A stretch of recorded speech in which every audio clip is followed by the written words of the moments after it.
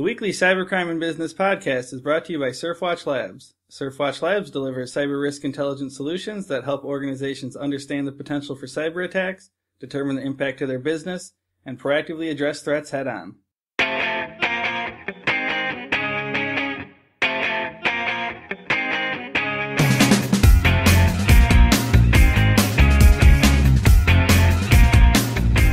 Hello, everyone, and welcome to HackSurfer's weekly podcast.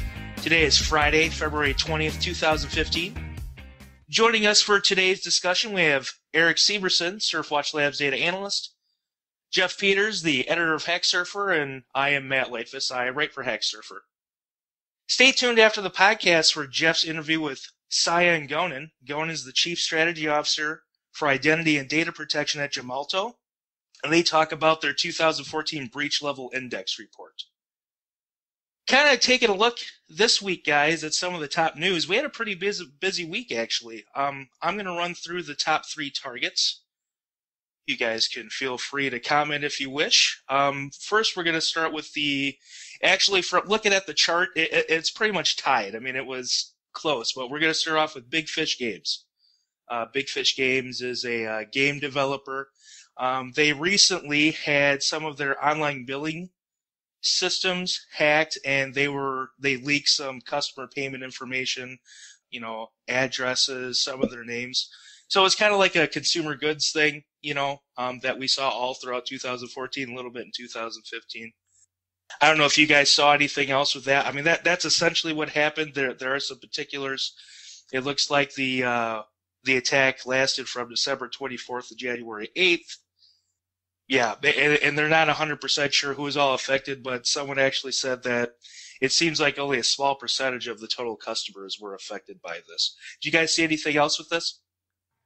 Most of what we've seen through the last year has been physical point-of-sale attacks, and this sort of online checkout attack that everyone was scared of when internet commerce started has actually been more secure than the stores. But as people start hardening those targets in stores, these online checkouts might become the next best target for attackers coming after consumer goods. Yeah, and with this particular one, there really hasn't been a lot of information. I mean, it was only announced, I believe, a couple days ago, and the spokesperson just said they seemed a little coy in not wanting to say how many customers it was, because they just said a small percentage of customers, so I got the impression, at least, that they kind of knew the extent of the breach, but they didn't really elaborate too much on it. Yeah, so that was the top story of the week, this Big Fish Games. What else was out there, Matt, that everyone was talking about? Well, we have 2 kind of similar stories behind these targets. Clearly the targets are different, and everyone will understand what I'm getting at with that in a second. But we're going to start with MindGeek. MindGeek is apparently a adult website connoisseur. They own 8 of the top 10 top porn sites, adult sites out there, including RedTube. And RedTube is what made news this week.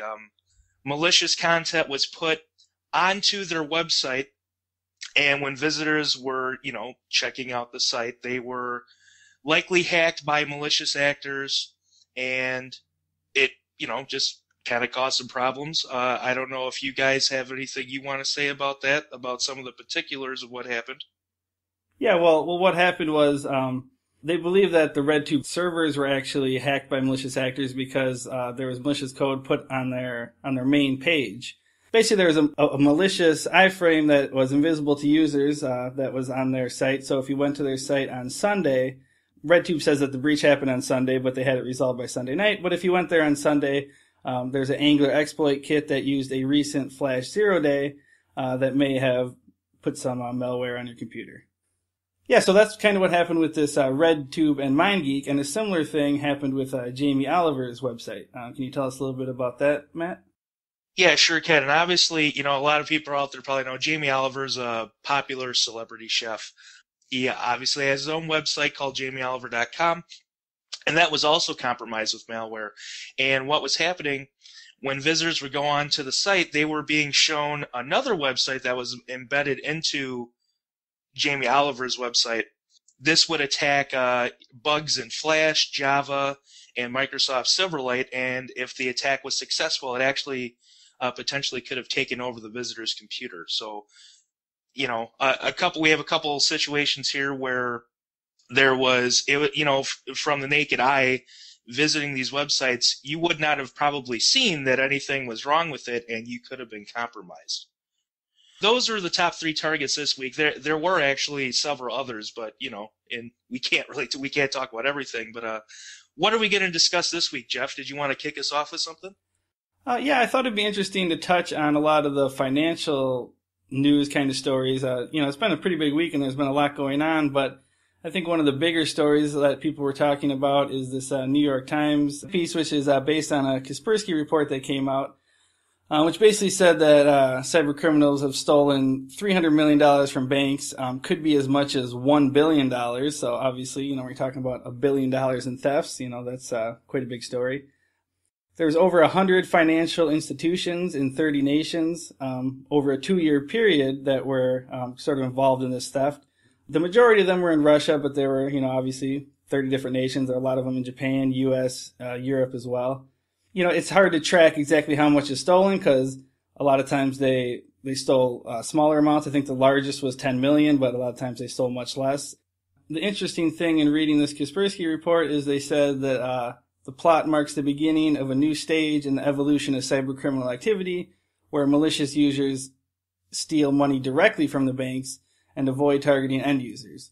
So I just thought that was, kind of an interesting angle, and obviously they did as well, where they're, actually targeting the banks themselves as opposed to, stealing login credentials and, individual accounts. So that's a pretty interesting story. There's a whole lot to it. If you guys, if anyone's reading and wanted to check out, just Google Kaspersky and the Carbonac Cyber Gang. So I guess besides that story, which we just discussed, there's also been a lot of Bitcoin stuff in the news lately. Really the last couple of months there's been, but I know that there was a story this week. I don't know if you know anything about that, Matt? BTR.com, it's a Chinese Bitcoin exchange. They were breached on Valentine's Day. They had the equivalent of $1.75 million worth of Bitcoin stolen. Not a whole lot of information on it yet. We do know that they are offering 720 Bitcoins, which is the equivalent to about 170,000 US dollars, as a reward to anyone who retrieves the stolen money. This isn't the first time we've seen Bitcoin in the story, in the news. Not long ago it was Bitstamp that we were talking about. Yeah, and before that there's been a lot. There's been Mt. Gox was the big one, and Bitcoin's been having a lot of these problems. The major exchanges don't seem to have their security act together. I would compare them to regular banks, except apparently they're not doing so well either, as we just saw. So the entire world of, obviously digital currency is having problems, but apparently the entire world of online financials needs to change the way they're doing things, and probably the way they're thinking and approaching things. Going off that, there was another story this week, the Canadian Bitcoin exchange, I'm not sure how you pronounce this, Gemalto. They announced that they're closing. They put out a statement. They said on February 15th, they found a reason to believe that an older version of their database, including two-factor authentication secrets and hash passwords, was compromised. They said that their customer funds were not affected by the company, and they should be able to cover all withdrawals, but they're going to be shutting down. And they are, I believe, to be Canada's biggest Bitcoin exchange. So sort of another story of a Bitcoin company biting the dust, which we've seen quite a bit recently. Interestingly, with these, the price of Bitcoin hasn't been too affected. I mean, it's still way down from where it was last year, but it's been fairly stable through the last week or two with all this news coming out, which is interesting. Yeah, and the good news about this Canadian Bitcoin exchange is that at least, customers are going to get their money. We've seen some instances, obviously with Mt. Gox where, people lost out on a lot of money. So, I guess there is a silver lining if you want to look at it that way. Yeah, so that was some of the big financial news stuff this week. Like I said, we had a pretty packed week, cybercrime news-wise. There's also some espionage stories that came out that a lot of people were talking about and made a lot of headlines. I don't know, Eric, if you know anything about what's been going on with these espionage groups?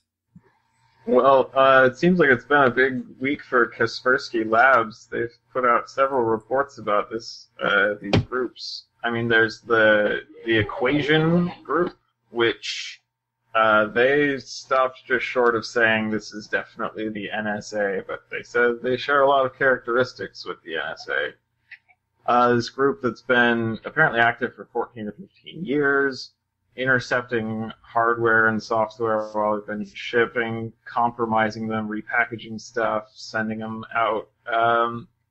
Just really, really sophisticated, hidden firmware corruption in hard drives, for instance, that have been used to attack, finance, government, embassies, research, energy, universities, all kinds of targets that were probably specifically targeted. The good news, I guess, is that this is not an attack carried out on everyone. This appears to be pretty targeted, pretty high value, specific groups or individuals that were targeted, and they say it's most likely a state-sponsored group at the sophistication level of Stuxnet, Flame, and a lot of the big things we've seen, and like I said, the NSA is a good bet.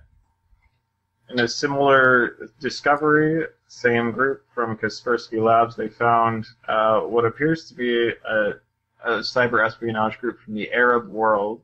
They didn't specify a country, but it seems to be focused around the Arab world, come from the Arab world.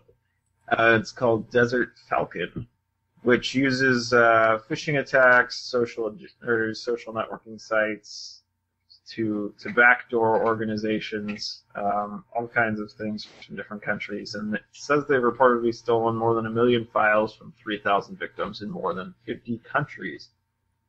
This kind of flashy government stuff is rarely the kind of thing that your average person needs to be worried about. These drive-by downloads, flash exploits, a simple phishing email to get your Facebook or banking password, that's the kind of stuff your normal person needs to be worried about. There was another story this week about espionage, basically tying some espionage to France. It was kind of already assumed that they were involved in this Babar malware. Probably butchering that. But, they were already kind of tied to there, but there was a report that came out basically kind of confirming that. In reading that, they were talking about how it's, not quite at the level of, NSA kind of tools. But they were saying it was fairly sophisticated and kind of a good indicator of what some of these countries sort of like outside the Five Eyes can do. So you kind of got that angle. And then we were talking on this week's critical infrastructure webinar just about, possibly hacktivist groups or other groups kind of coming in and kind of using some of those similar tools to do damage. So I think that's probably the concern that stands out to me is not, obviously the NSA is going to do what they're going to do, but it's, if these other kind of groups can sort of get access to these tools and kind of use them, I think that's possibly one trend that's slightly worrisome. Yeah, and there's potential for that. I think it's years off, and some of these things require a level above hacktivism. We're talking about mail being intercepted and a router being compromised, then repackaged. Like, Anonymous isn't going to do that. They don't have the resources or know-how for that. Yeah, so that's some of the top headlines from this busy week of cybercrime news. Moving on, we have a quick cyber tip of the week. There's an article I saw talking about visual hacking, which I think we've mentioned before on the podcast, but I just thought some of the statistics in there were interesting. They found that in nearly 9 out of 10 attempts, a white hat hacker was able to visually hack sensitive company information. And 45% of those attacks, took less than 15 minutes. So I think that's something that's just interesting to point out. We always talk about, like we were just talking about all these sophisticated actors, and everyone's always, worried about all these advanced attacks and espionage and things like that. But an employee at the airport, checking some documents and someone looking over their shoulder is, obviously quite a risk as well. I don't want to put you on the spot. Was there information about what techniques they were using and what people can do to counteract that? So a couple things that they mentioned in this article, they talk about, having unprotected devices.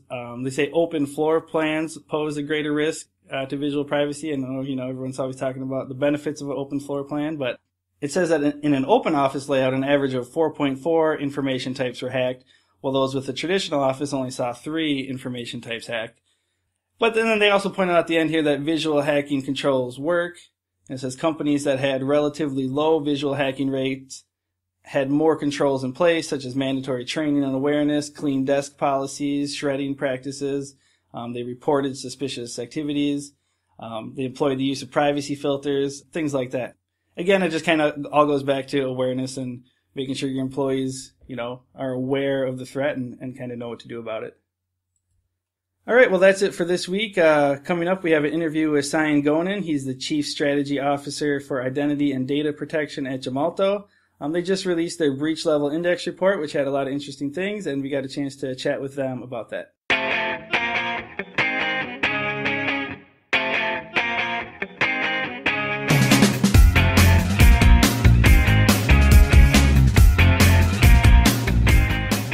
To kick it off, I know you guys just released the breach level index, and I guess what stood out to me in there is just, the big numbers. It says more than 1 billion data records were compromised.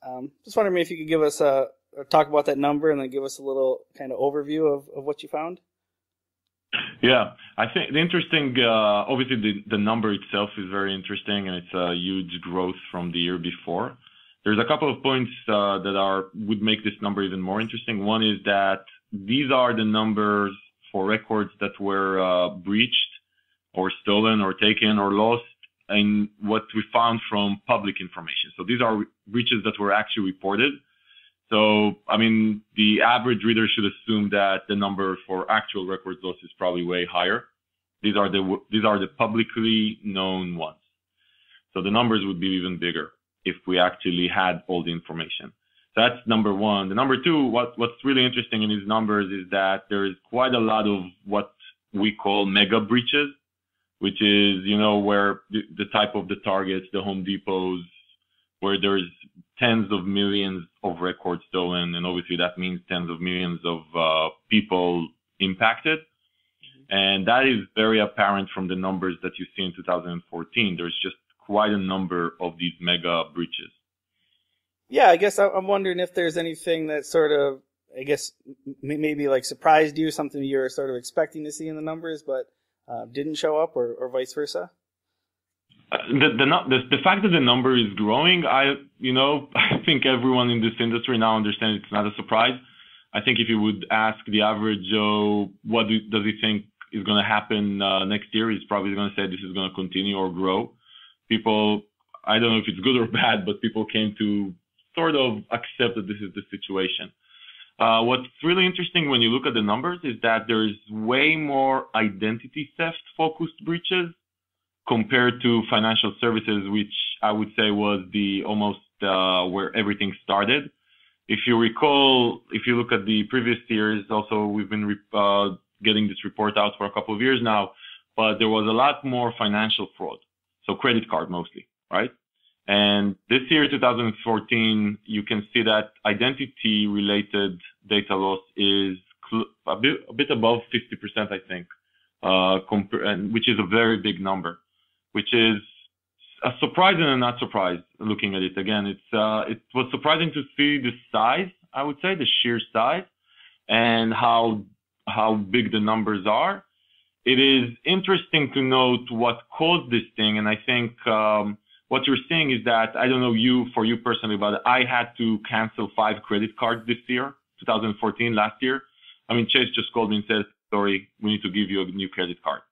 And what you see is happening is that the companies are becoming very edgy, right? The credit companies are very edgy. And you probably get calls saying, is this really you making this transaction? Or we think we saw fraudulent transaction, or like I mentioned, you're going to lose your credit card. So what this means to the people who actually try to steal information is that their window of opportunity of using a card is shortening.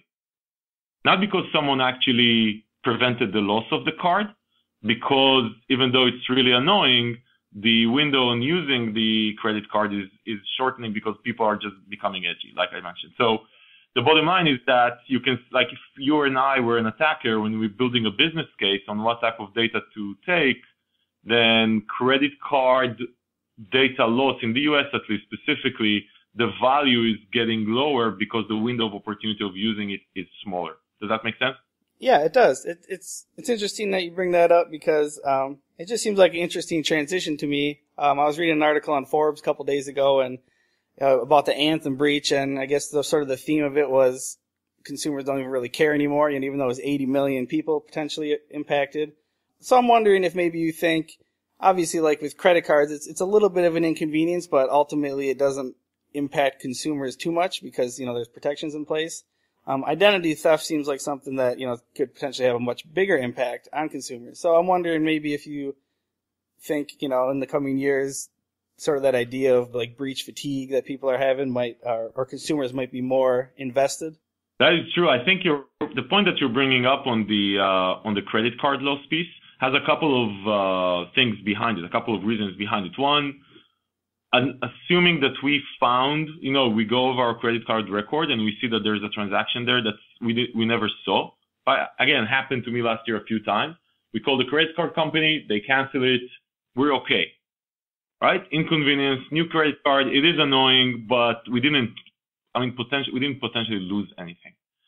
Where it comes, and by the way, the people who are losing stuff is obviously the credit card companies, which this financial fraud costs them a lot of money. And they need to get insured and stuff like that. And that's why they are probably the ones that have the most interest in solving this problem. And I'll touch on it in a second.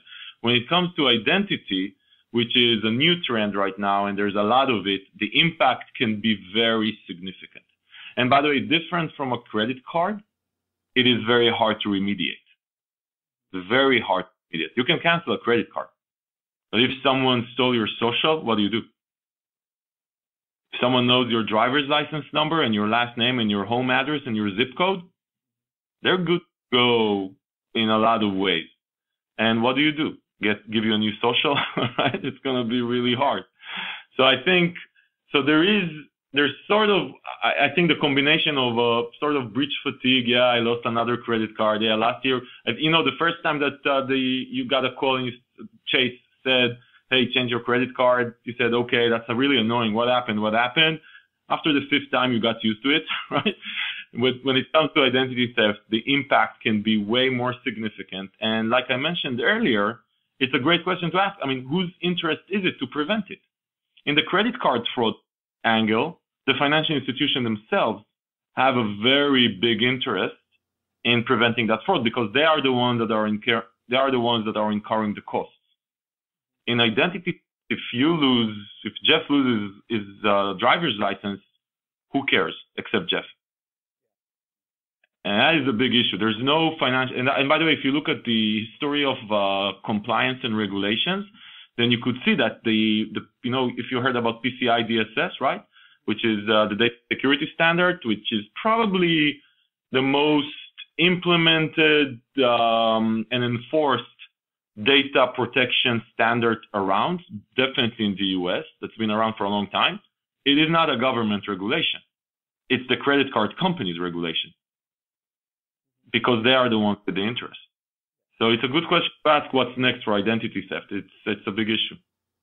Just looking at some of the numbers here in this study, another thing that kind of stood out to me was you talk about the idea of a secure breach, and I know I've spoken to you about that before, but you said the number went from 1% to 4%. So obviously, that's good. There's improvement on that front, but on the other hand, 4% still seems pretty small to me, especially, when all the people that we interview at HackSurfer seem to keep talking about that idea of, you're going to get breached, you got to do it securely. So just wondering your thoughts on that number. Yeah. Yeah, so first, 4% to 1% is 400% increase. So that's a good number. That's one way to look at it. I think the numbers are encouraging. I would say if we had in this survey, and let's say an appendix survey that asked people, do they think they need a plan B, which encryption being part of a plan B, I think that the number would be huge. in people that say they need it. Just what you alluded to. People are talking about it. They understand that it is unpreventable, basically, and they need to get ready for it and minimize the impact. I think where we are right now as an industry, and definitely from a security practitioner perspective, the people who actually need to implement, they're trying to figure out how to do it. And because it's not, Jeff, if you look at a traditional security organization, and let's say for a larger company, and let's say that they have 100 people working for that security organization, and you would ask, how many people do you have that have experience in managing firewalls? You're going to get quite a big number, right? AV people, how many antivirus people do you have? Breach prevention people, how many breach prevention people do you have? You're going to find a big number. Then you go and you say, okay, out of the 100, how many people have experience in Plan B? You're not going to find a lot. This is an industry that's trying to pick up and understand that there's almost like, I started saying a few years back that InfoSec is going through a midlife crisis and trying to understand what's next. And there's not a lot of people in the security industry that can ride a Harley Davidson yet. So I think that there's that evolution. You're going to see more. If you look at the 4%, it's probably going to be 8 to 10% next year and carry on. It's still, like you say, it should be 100, but I'll give you another interesting statistic, Jeff, that I think is really, I just found it out yesterday. So we're very strong in user authentication, right? Which you would say, oh my God, it's 2015. Everybody should know that usernames and passwords are not enough, right? I mean, it sounds so trivial. Encryption might sound complex. Username and password, replace username and password with strong authentication. There's mobile phones, SMS authentication. So I just looked at our numbers, and we're one of the, probably the second largest, number one in the Gartner Magic Quadrant, sell hundreds of millions in this space. And I looked at the numbers that we have last year. 60% of our customers last year are greenfield. Never had strong authentication. We were not replacing anything. 60, isn't that crazy?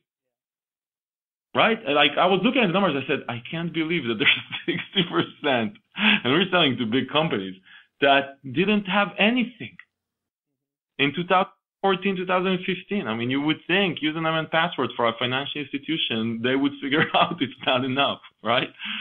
So it's an evolution. I think, like I said, the industry is going through a midlife crisis, and it's just figured out that life isn't what it used to be. And now it's figure out what it's going to do. Yeah, that 60% number is really surprising to me because I can imagine, especially with like small businesses, they're not going to be, maybe have the most security. But like, on the enterprise level, it just seems like they would definitely have at least something like that in place. I'm just wondering if you have any sort of ideas as to why that is. You talk about this midlife crisis. Is it just a matter of time or what is it that needs to happen? Like I said, I think, things happened really fast. If you look 3 years ago, 4 years ago, and I think we talked in 2013. And when we talked about securing the breach and Plan B, I can tell you, I started talking about this even earlier than that, 2010, 2011. I was probably one of the first that said it. And people were still thinking that they're going to be able to prevent and do. And I think what you're seeing right now, the last couple of years, just the sheer amount is bringing awareness to its peak. And it's human nature almost. You need to get hit hard enough and enough times. It's not enough to get hit hard enough. It needs to be enough times to get to the point that someone just goes and says, hey, listen, obviously what we're doing is not working. And until you go through that stage, people just don't go and take action. And another piece that you want to put into consideration is that sometimes we forget, even as vendors, as security solution providers, we forget that when we talk with our customers and we try to, talk them into taking action, they, on the other side, need to go back to their CFO, CEO, board of directors and get budgets to do this stuff. So, so if you look at the chain, and for a lack of a better way to put it, there's the vendors who think everybody should buy everything today, right? There's the security practitioners that think they should buy some of it. And then there's the board of directors, CEO and CFO, which until 2-3 years ago didn't think it's that important. So So as a security practitioner, you're sitting there saying, okay, well, I need to do a lot of stuff. I need to choose what do I do first. Today, what I'm seeing more and more, and that's why I think, it's a very interesting time in the security industry, and I think that we're going to get out of this midlife crisis. It's going to take some time, but we're going to get out of it better than we came into it, is that everybody's aware right now. And you're seeing that security practitioners, security officers, obviously now when they go to the board of directors or to the CFO and say, hey, listen, we need to invest, I don't think there's a CFO or CEO out there who says, listen, security is not a priority. We're out of the spotlight.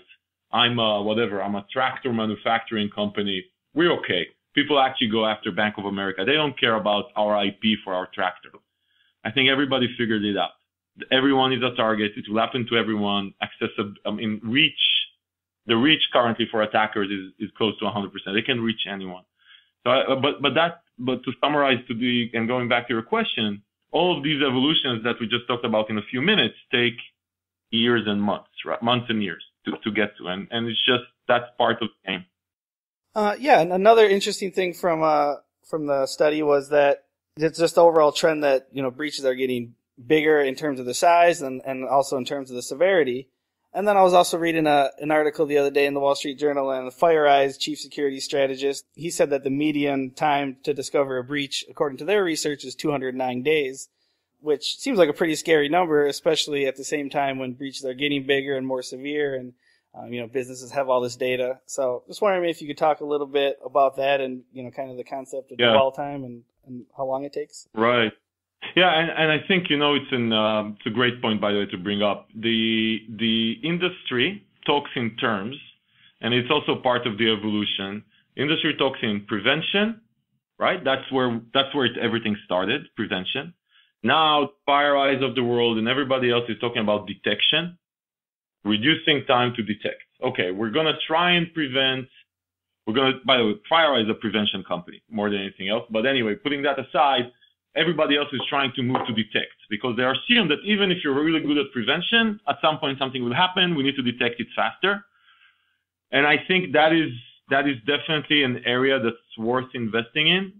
I think that the industry will find itself at the end of the day in something that is post-prevention and detection, which is, listen, I have security so built in that I just left nothing open for a breach to happen.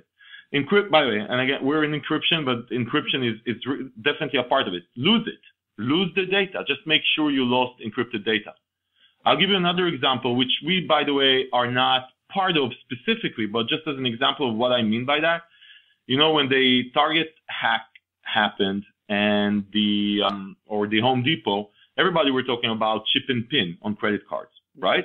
And they were talking about the fact that if the credit card itself if the terminal itself was a chip and pin terminal and the credit card was a chip and pin terminal, then there would, even if the hacker sat on the point of sale terminal, like he did on the Target stack, he wouldn't be able to do anything because everything was protected up front, like an Apple Pay environment, right?